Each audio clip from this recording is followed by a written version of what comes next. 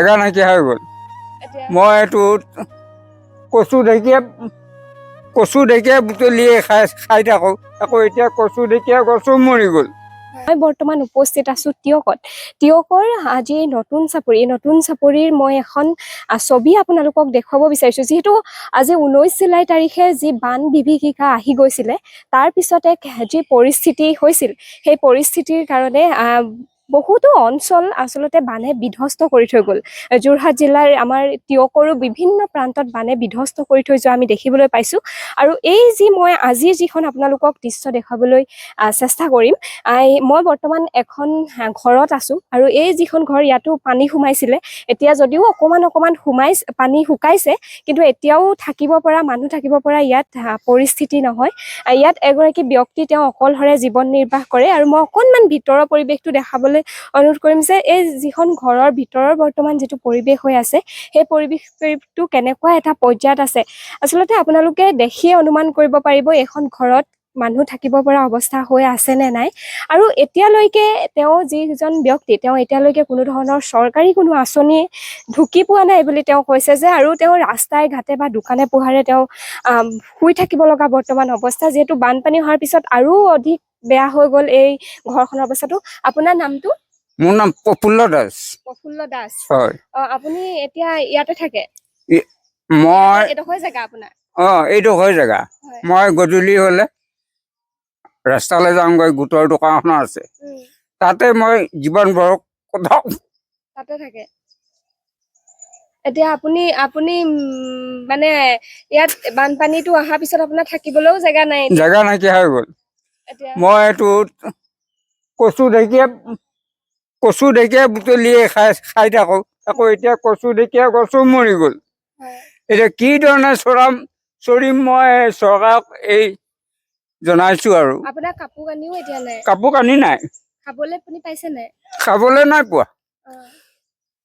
ৰাতিপুৱা চিৰা কেইটামান দিলে মানুহৰ ঘৰ, এই চিৰা কেইটাকে খাই আছোঁ। ওচৰ চুবুৰীয়া মানুহনো সদায় কিমান দিব?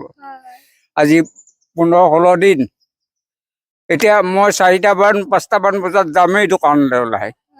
তাতে বহিম আৰু গধূলি হ'লে তাতে মই অকণমান তাতে ঘুমাই থাকোঁ। কি কৰিবা, মোৰ উপায় নাইকিয়া হৈ গ'ল। আপুনি অকলে থাকে? অকলে থাকোঁ। মোৰ পৰিবাৰ ঢুকাল। এতিয়া আপোনালোকে কি কৰে, কথাটো মোক সোনকালতে অকণমান বিচাৰ কৰি দিয়ক। আপুনি এতিয়াতো যিহেতু চৰকাৰৰ যিবিলাক আঁচনি বা এতিয়া বানৰ যিখিনি 15,000 টকা এটা যে দিছে বুলি কৈছে, আপুনি পাইছে নেকি? মই পইচাটো নাই পোৱা।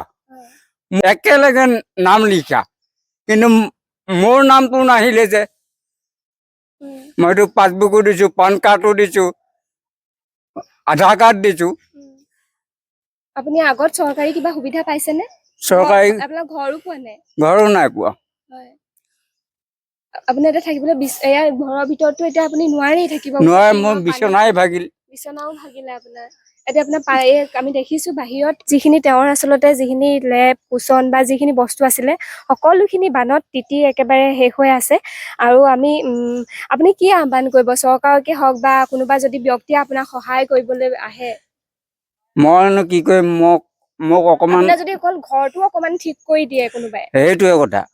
মোক যদি চৰকাৰে যদি কিবা এটা, আপোনালোকে যদি কিবা এটা ঘৰটোকে অকণমান বাঁহৰ ঘৰে হওক লাগিলে ঠিক কৰি দিব লাগে অকণমান, তেতিয়া। আপোনাৰ ইয়াত কাৰেণ্টটো নাই? কাৰেণ্টটো নাই। মই মম জ্বলাওঁ, কেতিয়াবা হ'লে মাটি চাকি এগছ জ্বলাওঁ মিঠাতেল দি।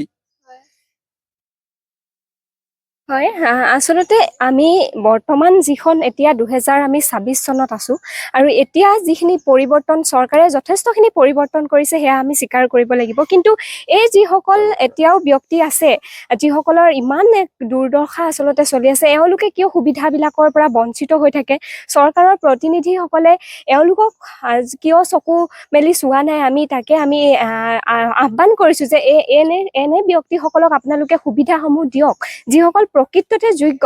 আজি এই ঘৰখনত তেওঁলোকে থাকিবলৈ জেগা নাই, তেওঁ আজি অকলশৰীয়া এগৰাকী ব্যক্তি, থাকিবলৈ জেগা নাই, ইয়াত শুব নোৱাৰে, ইয়াত খাব নোৱাৰে, তেওঁ ইয়াত কাৰেণ্ট নাই, আজি বানপানী অহাৰ পিছত তেওঁ কাপোৰ পিন্ধিবলৈ নাই, বৰ্তমান বাচন বনাবলৈও একো বাচন নাই। আপোনালোকে অকণমান যদি তেখেতক সুবিধা কৰি দিয়ে, থাকিবলৈ ঘৰটো যদি অকণমান সুবিধা কৰি দিয়ে, তেতিয়াহ'লে তেওঁ জীয়াই থাকিবলৈ আচলতে পাৰিব। দুবেলা দুসাঁজ খাই পিনি তেওঁ এই ঘৰটো যদি আপোনালোকে মেৰামতি কৰি দিয়ে বা ৰেচনখিনি যদি চৰকাৰৰ ফালৰ পৰা দিয়ে, তেতিয়া তেওঁ জীৱনটো আচলতে নিৰ্বাহ কৰিব পাৰিব বুলি আমি আশা কৰিছোঁ। আৰু আমি এই প্ৰতিবেদনৰ জৰিয়তে চৰকাৰৰ জনপ্ৰতিনিধিসকলক কওঁ, আপোনালোকে অকণমান চকু মেলি চাওক, বা কোনো আমাৰ যথেষ্টখিনি আমি জানো সহৃদয়বান ব্যক্তি আছে, তেওঁলোকেও আহক, অকণমান এই ব্যক্তিগৰাকীক সহায় কৰক, আমিও আশা কৰিম।